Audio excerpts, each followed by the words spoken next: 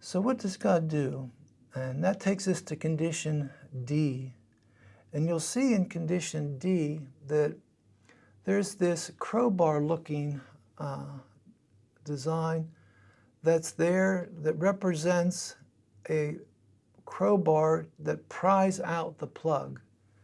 And I use the passage in James' book, his letter, chapter 1, verse 2, where he says, "Count it all joy, my brothers and sisters in Christ, when you encounter these various trials." So a trial becomes the thing that I can't fix. It could be physical, financial. It could be something that is happening to me, around me, that I can't fix. And I'm desperate. I've tried my very best to make it go away, to make it better. And at some point, I cry out, "Help, God, help." And all of a sudden, I sense this crowbar is coming in to pry out that plug, because God says, "I'm here and I want to help, and I want to get these things out of your life.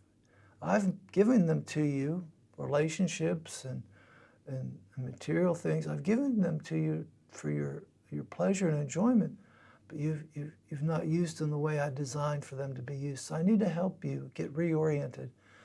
The way you're using these plugs, that needs to come out." And that's when people often seek help, because their world isn't working. I know that my plugs aren't working, but I haven't figured out what the alternative is. I know I don't want to go back to condition B. That's too frightening. That's the abyss. That's so dark. So if I get my plugs removed, then I'm afraid I'm going to go back. But God is there to say, no, there's something better.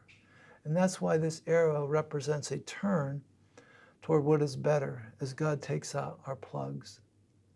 Which then takes us off over to condition E, where the plugs are now out, or very close to being out.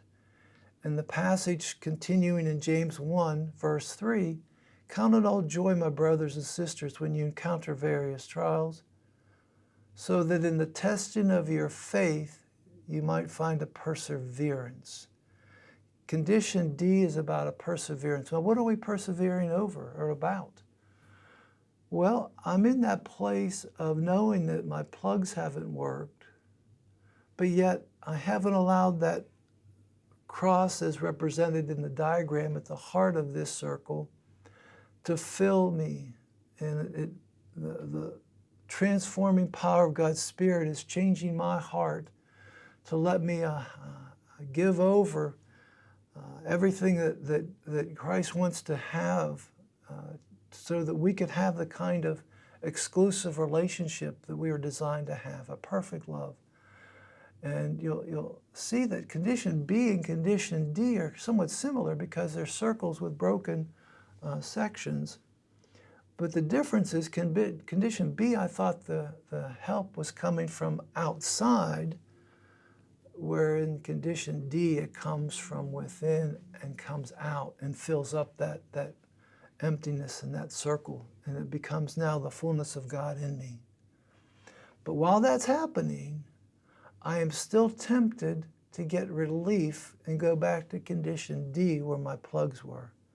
But if I persevere, and it's really good to have community around us while we persevere, if I persevere, then pretty soon, what used to be just a glimmer of what life could be like in loving Jesus and walking with Jesus and walking in His Spirit, now is becoming more comfortable and more of the norm for me.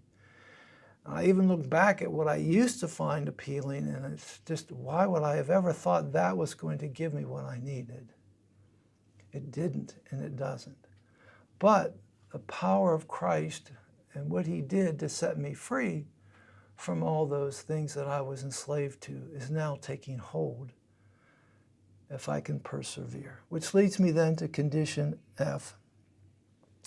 Condition E, I saw the power of Christ within me. Now condition F, I have something that is more of a completeness in Christ.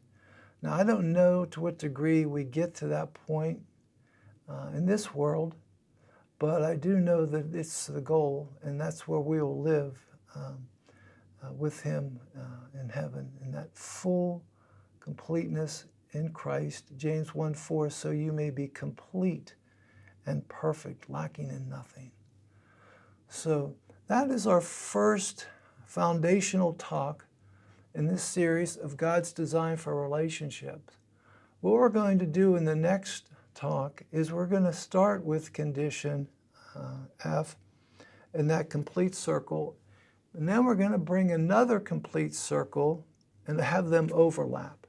So that'll take us into our talk number 2. And so this will conclude talk number 1, choosing plugs or God's love.